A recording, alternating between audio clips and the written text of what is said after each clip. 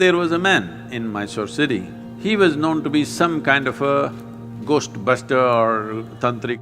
This guy has trapped ghosts in bottles. So I was just befriending him thinking, I will steal one bottle because I really wanted to see a ghost.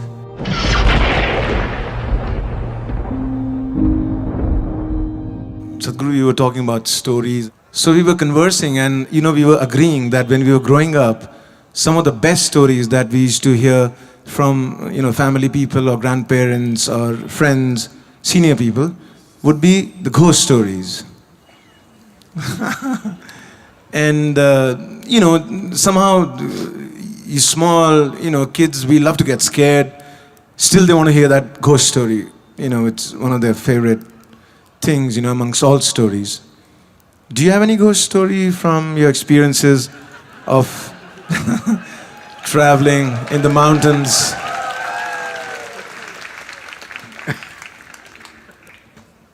Wow this is really getting him into trouble See, the purpose of telling you ghost stories was not to scare you, but to give you a hair-raising experience. This happened in a barber shop in Louisiana state. The whole place was filled with all kinds of horror comics and ghost stories and all kinds of things, only that. No newspapers, no other magazines, only these things. So one day somebody asked the barber, said, why have you put your whole place with this kind of stories in your saloon? You don't have anything else, nothing about styles, about fashion, nothing, only ghost stories and horror stories, why? He said, see, for my profession, if somebody's hair is standing, it makes it much easier.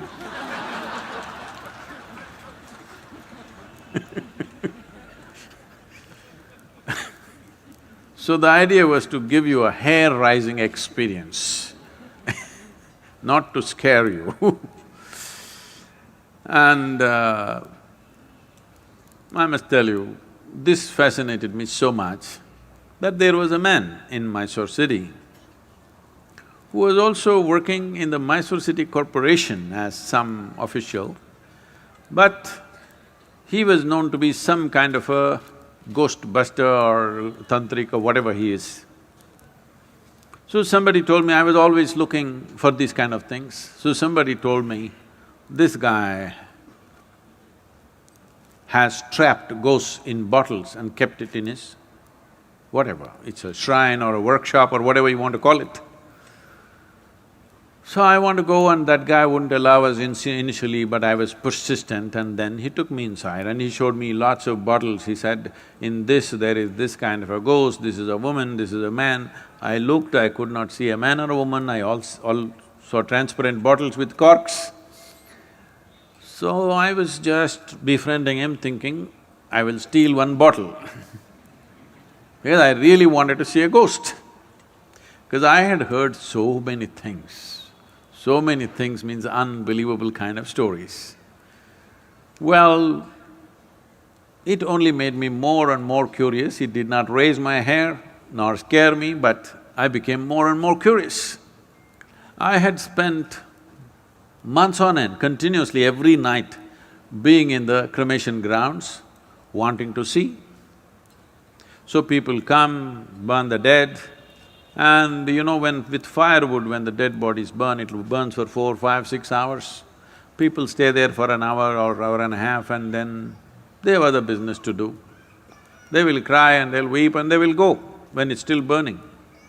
Normally what happens is, when as the fire burns, one thing, because there's always economic aspect to everything, if they have not put enough fire long enough, when this collapses, the outer part, first thing that'll happen is because neck is such a small thing and it gets burnt, and once the spine is burnt, the burning head will roll away, do. So I am the one who picks it up with a stick and puts it back and waits, where is the damn ghost? It doesn't come. Many months on end, I sat there, no ghost came. Somebody said, you put a nail in that tamarind tree, it will come. I would nail the damn tree again and again and again, nothing came. Somebody said, in this house there is a ghost. So I would beg them, please allow me, I want to sleep in that house and see if the ghost comes. Did not happen. So I went to this guy, and when they said specifically it's in the bottle, I wanted to steal a bottle. But he was very protective about his bottles So I didn't see anything coming out, but he showed me one thing. He made an elaborate design with rice flour. In the five corners of this, he kept one egg. He did all kinds of things and poof, he clapped his hand, pop! All the five eggs burst right in front of my eyes. So, I thought, something.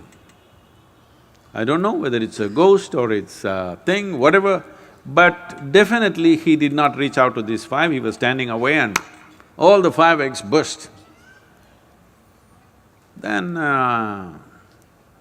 this was working on me, and I was walking in my house backyard, looking here and there. Then I saw guavas were hanging in the tree, the guava fruit. I looked at the fruit fell. I thought, what? I did it again and again, the fruit fell. Then I brought my friends and just, you idiots, watch this.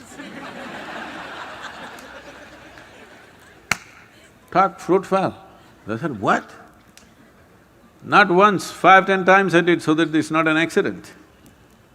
But then, in about 3 days' time after I did this, a revulsion, I've never experienced it ever in my life because I've never stepped into those areas. A kind of revulsion went through my entire body that I knew that I had done something very fundamentally wrong. Never again. I said, you want the guavas? Go up and get it. You want anything in your life, go and get it.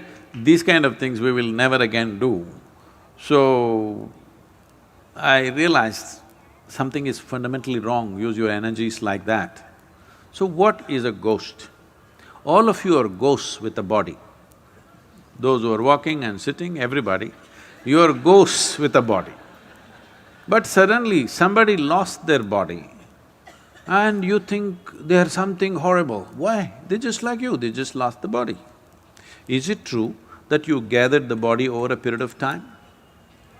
Suppose, let's say you had lost control over how much you eat and you became this big, and then you came to yoga program and whatever, and slowly you shrank into half your size. Does it mean to say half of you has become a ghost? Hello?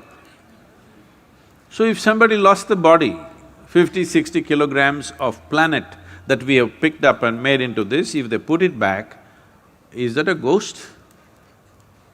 Then you are also a ghost with a body, isn't it? So this abnormal way of looking at life, that just because somebody lost their body, they've become something evil, something fearful, something terrible, is a very abnormal way of looking at life. The nature of life is such that whether… See, right now, this is something you must look at this, not intellectually, really experientially. You're breathing, all of you, are you? Hello? I'm just checking. Hello? You're breathing. So if you're breathing, let us say this was like a building or whatever, right now we are in the quadrangle kind of place. So there is life here that you're breathing.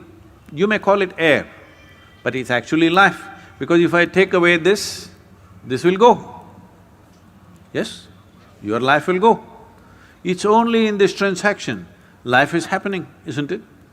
So it's not just about air, oxygen, this, that. This is a living cosmos. You are like a little bubble, you captured a little bit of life.